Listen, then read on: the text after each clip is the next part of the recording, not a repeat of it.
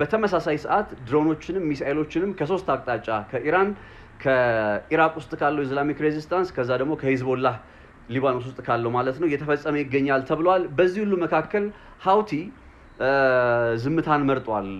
ስለ ሃውቲ ጉዳይ ምን ትላላችሁ? ትላንትና ኢራን ምናልባት ሌሊቱን በእስራኤል ላይ ከበድ ያለ ጥቃት ልሰነዝር እንደምትችል የሚያመላክቱ አይነት ዘገባዎች መውጣታቸውን ተከትሎ መረጃዎቹን ነግሬያችሁ ነበርና ሌሊቱንም ያው አይ ሆፕ ሰምታችኋል ብዬ አስባለሁ። በጣም ብዙዎችም እየሰሩት ነበር በኢራን እስራኤል ላይ የተፈጸሙ ጥቃቶችን በተመለከተ ዘጀሩሳሌም ፖስት ለምሳሌ በማዕከላዊ እስራኤል አካባቢ ላይ 2 ሰዎች የተገደሉበትና በርከት የሚሉ ደግሞ ከበድ ያለ ጉዳት ያስተናገዱበትን አይነት ጥቃት በትላንትናው ዕለት ኢራን በእስራኤል ላይ መሰንዘሯን የሚገልጽ አይነት መረጃ ይዞ ወጥቷል። እነዚህ መረጃዎች በተመለከተ መታወቅ ያለበት ምንድነው የእስራኤል መንግስት በቃ ነገሩን ይታወቅ ብሎ የፈቀዳቸው አይነት መረጃዎች ናቸው እንጂ በጣም ከዚህ ያለፈ አይነት ጉዳት ከበድ ያለ አይነት ጉዳት ደርሶ ሊሆን እንደሚችል የሚጠቁሙ አይነት መረጃዎች በተለይ በማህበራዊ ትስስር ገጽ ላይ ተንቀሳቃሽ ምስሎችን ወይም ቪዲዮዎችን ኢንዲፔንደንትሊ ቬሪፋይ ማድረግ ስለማልችል ነው እንጂ እኔ ፐርሰናሊ እነዚህ ቪዲዮዎች በቃ በገለልተኛ ወገን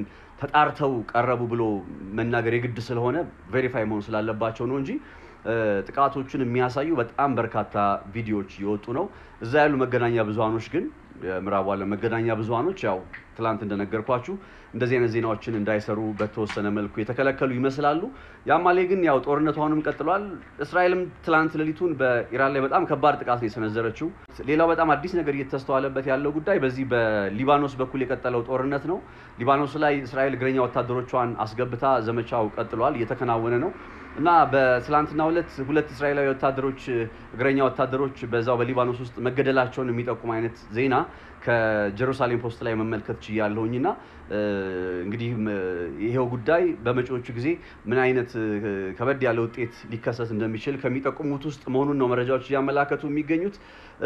ሂዝቦላህ ኢስላሚክ ሬዚስታንስ እና የኢራን መንግስት አሁን ላይ በእስራኤል ላይ እየፈጸሙ ያለውን ጥቃት በተቀዳጀ መልኩ እያከናወኑ መሆኑን የሚገልጹ መረጃዎችም እየወጡ ነው። ለምሳሌ ትላንትና የተከናወነው ኦፕሬሽን ላይ ከትላንት በስቲያ የተከናወኑት ኦፕሬሽኖች ላይ በተመሳሳይ ሰዓት ድሮኖችንም ሚሳኤሎችንም ከሶስት አቅጣጫ ከኢራቅ ውስጥ ካለው ኢስላሚክ ሬዚስታንስ ከዛ ደግሞ ከሂዝቦላህ ሊባኖስ ውስጥ ካለው ማለት ነው እየተፈጸመ ይገኛል ተብሏል። በዚህ ሁሉ መካከል ሃውቲ ዝምታን መርጧል።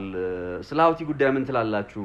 ሃውቲ እስካሁን ድረስ በዚህ በእንትኑ ላይ አልተቀላቀለምና ሂዝቦላህ ምናምን አልተቀላቀለምና እኔ ምን ብዬ አስባለሁ ሃውቲን በተመለከተ ሃውቲ ያው በቀይ ባህር ቀጠና ላይ ያለ ቡድን እንደመሆኑ መጠን አሁን የዓለም ኢኮኖሚ በቀይ ባህር ላይም ችግር ውስጥ ገብቶ በአረቢያን ባህር ላይም ችግር ውስጥ ገብቶ በጣም ከባድ ስለሚሆን ያው እንደምታውቁት ኢራን ሆርሙዝ ሲርጥን ዘግታለች።